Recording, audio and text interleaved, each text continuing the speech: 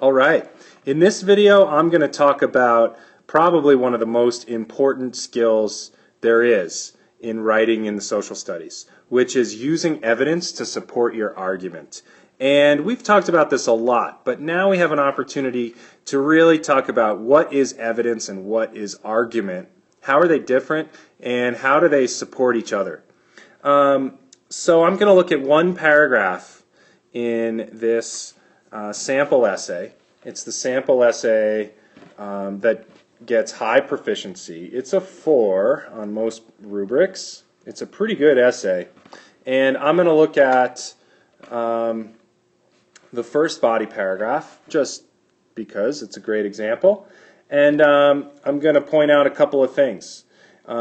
First thing is this. Every body paragraph needs to have a topic sentence or baby thesis which tells the reader exactly what this body paragraph is going to discuss. So here's that one. I'm underlining it in green because it starts us off. Green means go.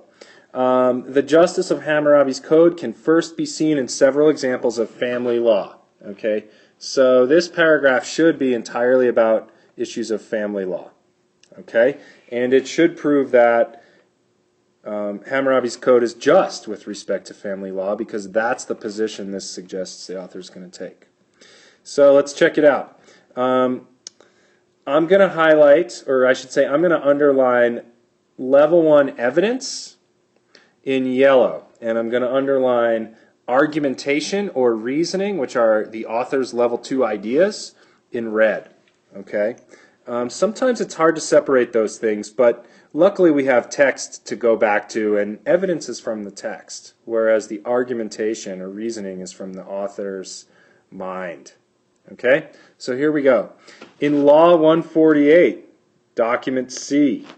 All right, well, we're about to get evidence. A man who remarries is required to take in and care for an ailing first wife as long as she lives. Nice. This writer has paraphrased one of the laws, Law 148, and has cited it both by telling us what law and what document using a parenthetical citation right here. Okay? By the way, you should have at least 2 parenthetical citations in your paper, if not more. But anyway, let's get back to what we're really here for. So here we have our first specific detail, our first piece of evidence. I'm going to put a 1 circled right at the top of that. That comes from the text. It's a paraphrase, but everything in there is something that a reasonable reader could take directly from the text.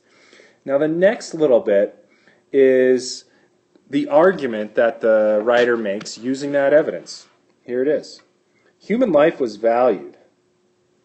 Marriage was valued. Those are both interpretations that the writer made based on the fact that the law says a man who remarries is required to take care of an ailing first wife. Okay? So the law doesn't say human life is valued, and it doesn't say marriage is valued, but it shows us that they were. And so those are level 2 ideas that the author has come to, and they're strong cases to make when we talk about justice, because human life and marriage should be taken into account by a just law code. The next sentence contains a little bit of each. First it says it was consistent. I'm going to put that in red. That's argumentation. That's saying how this author is connecting a second piece of evidence to the first one. And then so I'll put a number 2 here because it says with Hammurabi's declaration in the epilogue of his code that the strong might not injure the weak. Document B. Now we have a quotation, which is another great way to directly refer to evidence. It's not a long quotation, which is great. It's only about 6 words. In general, you should keep your quotes pretty short, maybe a few lines of text at the most, and not too many of those longer ones. So in this, what we really have is the argument comes first. It was consistent, and the evidence comes next with quoting the epilogue. Okay? So here we have a second example of a specific detail, but with the argumentation instead in front. This shows us that there's a couple ways to use the evidence to make an argument. Now, before we go to the next one, why don't you stop the video and check to see first that you've got a topic sentence and that your first piece of evidence actually connects to the topic sentence, and then check to see that you have made an argument that connects your evidence back to your topic sentence. Go ahead. Okay, so now you're back, and you should have checked that out with your first detail. Go ahead and do the same, or we'll go through the next detail together, and then you can check the remaining details in your paragraph. The third one starts off once again with the evidence right here. I'm trying to write a 3 and circle it. At the beginning of the sentence it starts, justice can also be seen in Law 195, where a son's hands are to be cut off if they strike the father. Now, in this case, we don't actually have a parenthetical citation, but we do have Law 195 referenced, so we kind of have an informal citation of the law there, which isn't bad. At least we know directly where it came from. And let's see, that's our third piece of evidence. And it also contains some argumentation. It says this: it is harsh, but in a desert culture where discipline is necessary to survival, there is little room for disobedience and disrespect. The hand that strikes the father may one day strike the king.